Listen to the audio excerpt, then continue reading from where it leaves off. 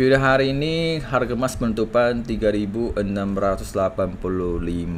ya. Emas mau naik lagi meskipun dolarnya kuat ya. Dan juga saya lihat ini masih berabai di A1 ya. Jadi minggu depan saya lihat masih lanjut naik lagi. Dan juga saya mau sharing bahwa semalam saya live, saya juga banyak lakukan kesalahan ya. Kesalahan itu adalah ya, waktu saya live itu ambil scalping, di dalam pikiranku selalu ambil sell saya gitu ya kan. Padahal waktu saya live saya sudah jelas melihat ini sudah nutup breakout buy ya. Tapi saya tidak ambil buy gitu. Masa saya ambil sell saya terus gitu ya kan. Saya nggak tahu kenapa masih aku dalam pikiran itu selalu saya itulah.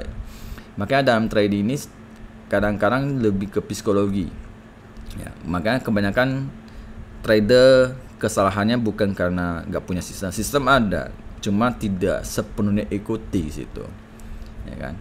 Kayak seperti semangatnya dia sendiri ya, saya udah tahu, saya udah bilang H1 sudah berabal lebih cari buy, tapi saya masih cari sell gitu. Kenapa saya lawan gitu, lawan sistem gitu kan. Nah, berarti kan sebelum saya bilang kehendak pikiran itu sama satu aku berlawanan gitu ya kan. Maka saya lawan, saya akhirnya saya dikit kena, dapat dikit saya kena gitu di situ. Dan juga belum breakout gitu saya udah kebadan sell gitu.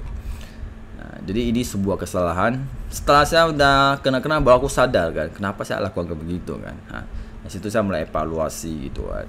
Oke, berarti ini kesalahan ya, kita harus sadar, kita harus mengakui gitu ya. Itu apa supaya kita bisa lebih baik lagi ke depannya ya.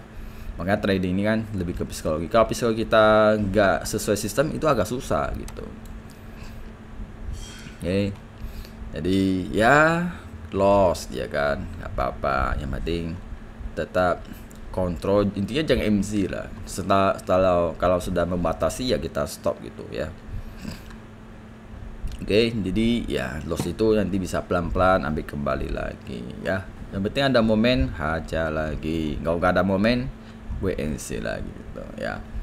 Oke, jadi saya lihat ya mungkin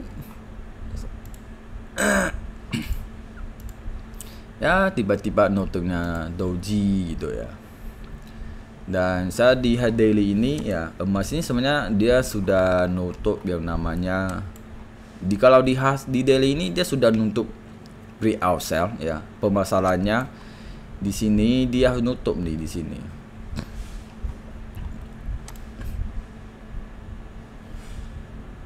$32 nih. Harusnya nutup. Kalau dia semalam dia nutup merah di sini berarti tekanan sell lebih kuat. Ini kalau reject nih. Jadi tekanan sell ini masih ragu-ragu. Oke. Dan juga dia tutup hijau ini saya lihat kondisi ini ya. Karena berdasarkan daily ini saya lihat bahwa di sini masih ada zona supply. Ya, selama harga ini tidak bisa breakout saya lihat dia akan sideways gitu, sideways lama. Ya.